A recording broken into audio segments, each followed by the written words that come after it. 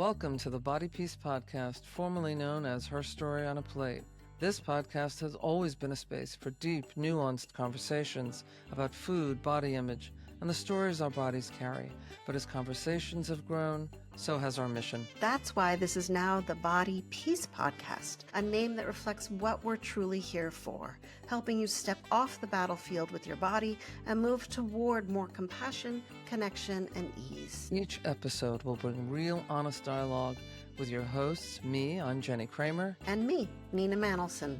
We'll also be joined by guests whose personal stories and professional wisdom offer new ways of thinking, feeling, and being in your body. We're so glad you're here. Welcome to the Body Peace Podcast.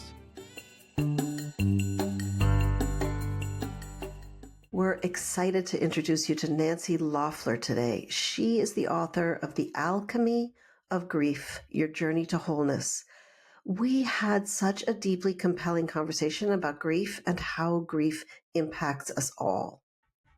Nancy is a mother who lost her 17-year-old daughter, Leah, in a car accident in November of 2000. So she fully understands the territory and the stages of grief. Her daughter's death provided a doorway to her transformation that she never expected. We talk not only about really big losses, but also about the daily griefs we experience about expectations, our bodies, our relationship to food, just to name a few. Nancy now helps others to navigate grief as well as co-hosts a weekly radio show about it. Her passion is changing the conversation around grief and helping her clients find meaning, purpose, and joy again so they can fully participate in their lives. Nancy, welcome. Thanks for being with us today. Thank you. I think the first question I really have for you is how you came to write this book. Obviously, and you can share as much or as little as you like, you and your family endured quite a tragedy. Most people, when they endure a tragedy like that, it takes everything they have to simply get through their lives after that. And on top of that, you've done so much work. So we're just curious if you could take us a little bit into that story. Yeah. Sure, yeah. Well, the book is not something I wanted to write. All throughout my grief journey, I heard the story of someday you're going to write a book. And I thought, yeah, sure, right. Someday I'm going to write a book. But right now I'm grieving my daughter, and I didn't know how that was going to come about. So you're right. I did a lot of work, and I got to the point where, well, I guess it's important to tell this part of the story. Just shortly after Leah died, I heard a message that said, losing Leah is too high a price to pay to not live the life you were meant to live. Mm-hmm. And that really, I had no idea what it meant at that time or how I was going to figure it out, because at that point I didn't want, and it's not that I didn't want to live, I didn't know how I was going to live a life that had any meaning or purpose in it. So my grief journey became about excavating that life, the life that I was meant to live. And so I did a lot of work. I tried to do a lot of other things before I said yes to this work. And so after I did that and began helping clients, I thought, okay, I've made it. This is the life I was meant to live. I'm helping clients. There's meaning and purpose in that. And that's when I heard, it's time to write your book. And I just shut that down big time. I'm not an author. I don't want my story out there in black and white for people to read. So I said no, and I resisted writing the book until it was easier to write it than continue resisting it. What you resist persists, right? Yep. Even in this. Yeah. Okay. Yes. And I want... Nancy, you said... Go ahead, please. Sorry, Nancy, you said something so beautiful, which was excavating the life you're meant to live. And there's something so compelling about the foil of loss and claiming, right? Yes. I've lost something and now I am compelled to claim. Right. And how we do both. Yeah. And that's exactly what it felt like, excavating it, because my life was completely ripped apart. And I had to figure out which pieces to pick up again and which pieces not to pick up again. And I was already doing a lot of work, a lot of inner work, working on childhood wounds when Leah died. And that gave me the opportunity to go really deep. And I was able to, my work not only included grieving, but it was also healing on a deeper level from those childhood wounds. Yeah. I was really struck by the detail and the honesty with which you wrote this. I felt like I was transported into the moment with you. It's a very generous thing to share that with people. So thank you for that. Thank you. And I think it makes a big difference for people. I hope it was helpful to you too. You used a phrase that really struck me. You said it was like crossing the border of a new country. Can you say how you came to that metaphor? It's so right on target. Yeah, well, the second part of that is without knowing the language or the customs or anything else about the country. And that's what it felt like. It felt like I was plopped down in this territory I was in the unknown. But in this case, I truly did not know I didn't know how I was going to get from one moment to the next moment in this new, really raw, devastating place that I was. I didn't know how to live without Leah's physical presence in my life and in our lives. And at the time, I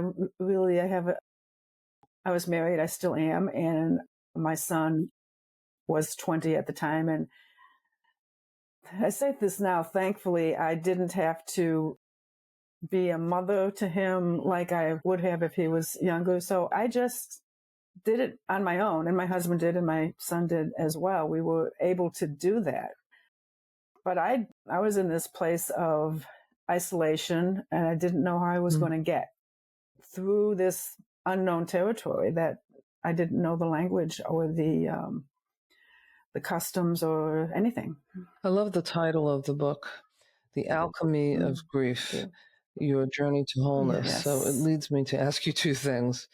First of all, is wholeness in this way achievable, at least on a minute by minute, day by day basis?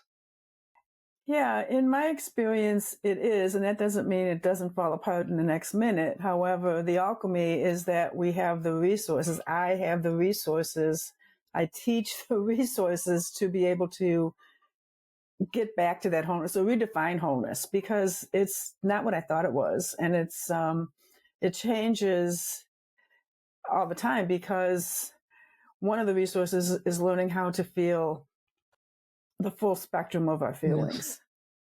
Yes. Before this, I was in this bandwidth, trying to stay in this comfortable. If I don't go too far this way, everything will stay on an even keel. And I found out that when I go to the difficult and painful feelings, I can feel everything on this side too. And so that I don't know how it happens, but that's what I experience as the alchemy. And Nancy, what you're speaking to so beautifully is getting comfortable with uncomfortable. Yes, getting comfortable with uncomfortable. I have a question totally from a personal understanding of grief. And there's two analogies that I've seen for grief. And I wonder if either of them fit for you or how your experience with grief unfolded. And one is, and you might have seen this, it's based on a drawing that Lauren Heschel drew about life as a box and grief as a giant ball inside that bounces against pain. And it's a big ball in the beginning, and slowly it diminishes, but it's unexpected when it hits the pain. And then the other analogy is this idea of grief being this big ball in a jar of life, but the ball stays the same, but our jar grows in capacity to hold grief. And I'm wondering what your experience is with that. Yeah, I can relate to both of those analogies. In the first one, especially early on, the ball feels huge and it's hitting constantly. It's never not hitting something because the pain is so intense and so great. And I think we've heard time heals all wounds. But what I like to add to that is what we do with the time that helps to heal those wounds. And so as I was able to feel the feelings when they hit eventually, not right away, when I was able to feel the pain, or the, what I use is a presence practice called samyama, which is bringing those feelings to my heart. So when I was able to be with those feelings in my heart, that's when the ball got smaller.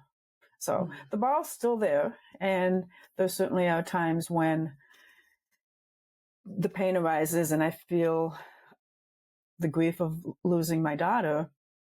And that's when I'm able to bring that feeling to my heart and acknowledge it. The other one, yes, definitely cultivate a greater capacity to be with the pain. They kind of go hand in hand, because when you feel the feelings, when I feel the feelings, that's when I develop a greater capacity to feel the feelings, to bring them to my heart and allow my heart to alchemize them. You know, for any of us that have been through the grieving process and continue to go through it, you know, I think one of the myths is that there's some prescribed period of time that you should just get it done, handle it, finish it, be done, and then you should just go on with your life, right? As if that were possible, or as if that were helpful. It's not. I think it's important to say that grief comes in waves, literally for all of your life. And it doesn't take much. A TV commercial, seeing two people walking in the street. I mean, anything that reminds you of someone. And that's an associative memory. Yes. You know, associative memories bring us right back into the grief. Yeah. Yeah. And so I bring this up because I can only imagine what that's like for you. And the question is there a bit of a resilience that starts to form? Yes, it comes in waves. Yes, it could be on a daily basis. It could be on an hour-by-hour basis. Over time, is your sort of recovery time faster? Are you able to sort of process it differently than, say, in the beginning stages? Yes, because now I trust that when I bring the feeling to my heart, it's going to shift. Right. So I've learned to trust the process. And yes, there is a resilience, because this is a lifelong journey. You know, it's not something that I will ever get over. And it also helps me to, I would like to think that if we teach people how to meet what I call smaller griefs, like missing a meeting or being in traffic, if we learn grief resources doing the smaller griefs, that when the larger griefs enter our lives, we'll have a place to start. For me, it worked the opposite way, because I didn't know how to meet grief. I was taught how to meet grief, like we all are, by not grieving, by not talking about our feelings, and that wasn't going to work for me. Sure. So yes, I definitely have developed resilience, and I'm not afraid now to go into the pain. Yeah. That I'm getting comfortable with being uncomfortable. Peace. Yeah. Nancy, I'm wondering if we can dive into this idea of smaller griefs, because one of the things Jennie and I talk about is her story on a plate, right? Our relationship with food, our story with food, our story with bodies, our body, and our bodies, yeah. And how grief intersects there, and how is that, you know, do we look at that as small griefs of the end? I always say I'm always sad when a meal ends, because I love eating, and it's not a big grief, but it's a little loss in the moment of really no more. That's a bummer, right? Yeah. When I finally accepted the fact that gluten and dairy weren't good for the health of my body, I had grief, because I liked them. And I didn't want to find substitutes that I liked. I wanted to eat bread and milk. Right. And so I needed to honor that. I needed to honor what I was leaving. And that's what, besides feeling the feelings, honoring what came before, so that you can move through what's coming next is another important piece of that. Such a good point. Honoring what came before so that we can move forward. Right. Yes. Right. I'll use your example, Nancy, because I think it's a great one. Some of the grieving that folks do, and we hear this in our practices, is more about deprivation. It's more about, well, I don't want this meal or this dessert to end, not only because it's good, but because I don't usually allow myself to have these things because I'm trying to be good and this is being bad and I don't want to be bad all the time. Imagine if you allow yourself, with the exception of something that will really, hurt your health, something you're allergic to. But imagine if we could all just allow ourselves the greatest variety all the time without moralizing about whether the food is good or bad, there'd be less grieving to do, because unless you're someone who suffers from food insecurity, the idea is, I can always have more later. This is a surprising and shocking realization that some of our clients have. Well, that's right. I could always have more later. Right? Yeah. Right. Yeah. And what you're speaking to is the full spectrum of the eating experience. It's similar to how I was talking about the full spectrum of feeling our feelings. So if we live to the full spectrum of our magnificent selves, or in the full spectrum of our magnificent selves, then you're right. There is less to grieve because we're experiencing it. I think we also Can we talk for a moment about all the different griefs around our bodies and food, because it's such a rich issue. And there's the grief of the end of a meal. There's the grief in, oh my gosh, I'm never going to get this again. I gotta have it right now. There's also griefs around, wait, but I want this body that I was told I was supposed to have. I always use the example for me. I was always told I was supposed to be tall, blonde, and thin. I've never been any of the above. So the grief of letting that ideal go, or for many people, the grief of fitting into those skinny jeans. So I'm wondering if we can just unpack all of that a bit. Yeah. Yeah. All of the things that you mentioned, not being able to wear the clothes that you want to wear, which is a complete lie because we can wear whatever clothes we want. Not being able to, it's the not being able to. And whatever that is, or however that shows up, if we stay in that mindset, we don't allow for the possibilities of what's possible if we do honor that grief of not being able to have the bread, and it's really reframing it to finding bread that I can eat, that nurtures my body, or finding clothes that make my body feel beautiful the way she is right now, or doing the kind of movement that makes our body, that stirs our souls.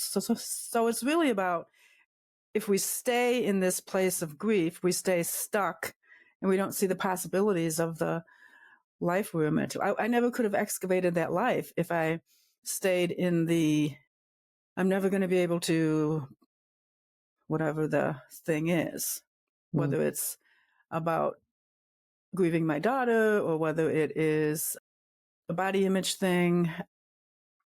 And it's so prevalent. My 3.5-year-old granddaughter last night said, and this does not come from her family at all. We talk about this all the time. She said, if I eat too much watermelon, I'll get fat. And Dan and I just looked at each other like, what? Where did she hear this? It wasn't at home. Unfortunately, she heard it everywhere. It just, that's right. It just, but she doesn't watch TV. She does not watch TV. So it must have been at school or whatever, but it just broke my heart. It is heartbreaking because that's really early to be hearing that, although now it isn't, but yes. See, the thing that we tend to hear so much is about this, and it's hard, it's not always identified as grief. Eventually we figure out it's grief. But we hear things like, I'm never going to have the body I thought I had. Or I was supposed to be married by a certain age. I was supposed to have a certain amount of money. I was supposed to have a Right. certain amount of children. I was supposed to fit into all these different categories, whether it's about body size or finances or about anything else. It's so damaging when we do that. But if we think about what the triggers are, that we are comparing ourselves to the rest of the world. And the advent of Right. social media, God bless social media, but with the advent of social media, we're seeing the idealized version of people's lives and comparing our lives to theirs. Exactly. And it really, I think, perpetuates grief in some ways. Yeah, it definitely does. What you're speaking to is this: when there's an unfulfilled expectation, and Nancy, what you're saying is right underneath that unfulfilled expectation is grief. Right. And that grief must get explored and excavated so that we can live the life that is available to us, that is actually true. Right. Excavated, not meaning dug up and thrown out. Excavated meaning being brought to the forefront, being brought to the top of the pile so that it's recognized, it's visible, we can see it, we can live alongside of it, knowing that sometimes it's going to tap us on the shoulder. Right. Excavating all the what doesn't serve us so the gold can rise. One of the things I noticed in your book, Nancy, was this reliance on journaling. Journaling seemed to be a very important part of your process. I wonder if you could speak a little bit to that, because it's also something that we use a great deal in grieving all the other things we've been talking about. Yeah. Everything. Yeah. Journaling was a part of my life before Leah died. And so journaling is something I did right from the start. It was a way for me to get the feelings that I wasn't ready to express verbally on paper. And I always find that when I journal for myself, not journaling, not writing for a blog or writing for something else, that the words come through me and I can get more clear about something when I journal about it than if I just think about it. So that's why it was very important. And I subsequent to that, I have published a journal that goes with the book. So I think there are different kinds of journaling, right? There's certainly sort of like what we'll call sort of diary entries, right? This is what I experienced in my day today, and I sort of want to have a record of it, and these are the feelings that I have associated with that, and I want to write them down more current, right? There are other forms of journaling which I think are very helpful, certainly in the grief process, which is really just about what all those feelings are right there in that moment. Just get them on paper. Right. Just get them on out paper of your heart for the moment and onto paper, just so that you don't have to hold them and you have a place where they've been memorialized, whatever it's about. Yeah. Exactly.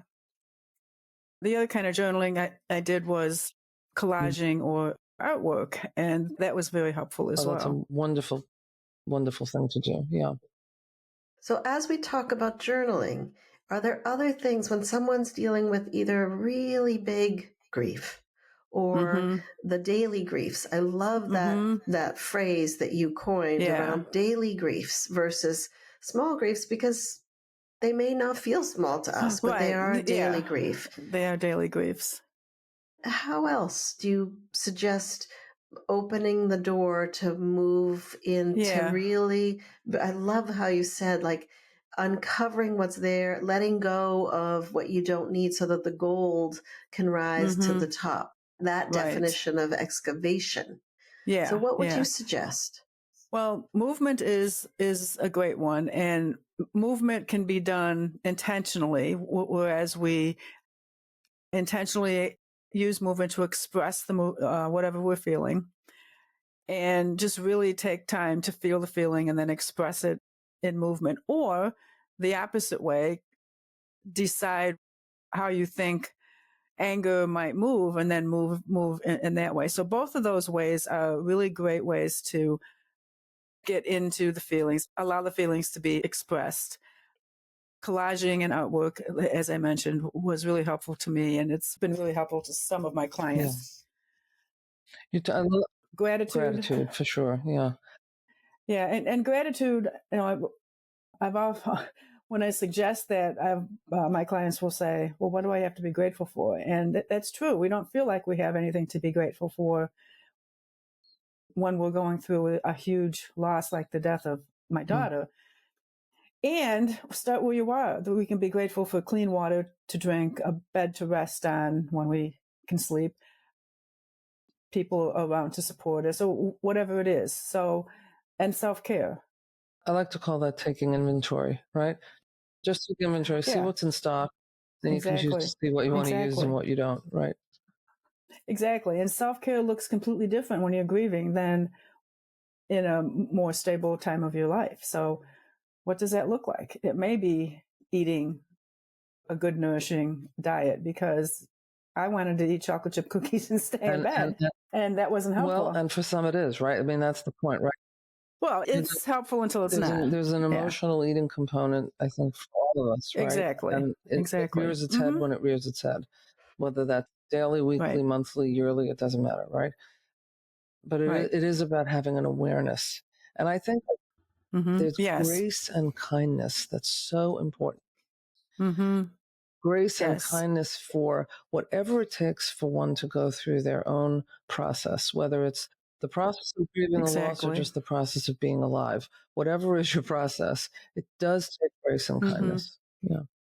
Exactly. Yeah. And grace time. And blessings would count time. Yeah. And permission to use all the resources that we've been talking about. Permission to be kind to yourself, to give yourself grace, to feel the feelings. And I think as a final thought, we have to remind ourselves that we form neural pathways until we take our last breath. Our brains continue to learn literally no matter how old we live to be.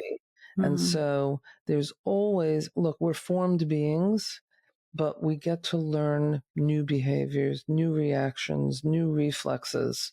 We get to accept and honor the ones we have, but we have time to also continue to learn so that we don't always have to suffer. Yeah. Yes. Yeah. And Nancy, I want to reflect back to you. You know, I've known you for a while and how I've seen you claim your life fully. You know, what you said about, I need to grieve so that I can step into my truest self. And your example and your writing and your speaking is all an inspiration for us to come close to grief and to say, yes, we walk with grief every day. Yes. And how do we have that relationship with grief and the discomfort and the feelings in order to claim our fullest self? And so I really want to thank you for walking this really hard journey with, as Jennie said, with such grace to be able to show us, this is how you do it. This is what it looks like. And is it easy? No. Is it possible? Yes. And once again, the name of your wonderful book is The Alchemy of Grief, Your Journey to Wholeness. So thank you so much for being with us today. Oh, you're welcome. Thank you, Nina and Jennie, for the opportunity. Pleasure. This was great. We're so glad you joined us on this episode of Body Peace. Stay connected as we continue exploring what it means to live in your body with more ease, trust, and care by subscribing to Body Peace on Apple Podcasts, Spotify, YouTube, or wherever you listen. Be sure to visit us at bodypeacepodcast.com for special bonus content for those on our mailing list.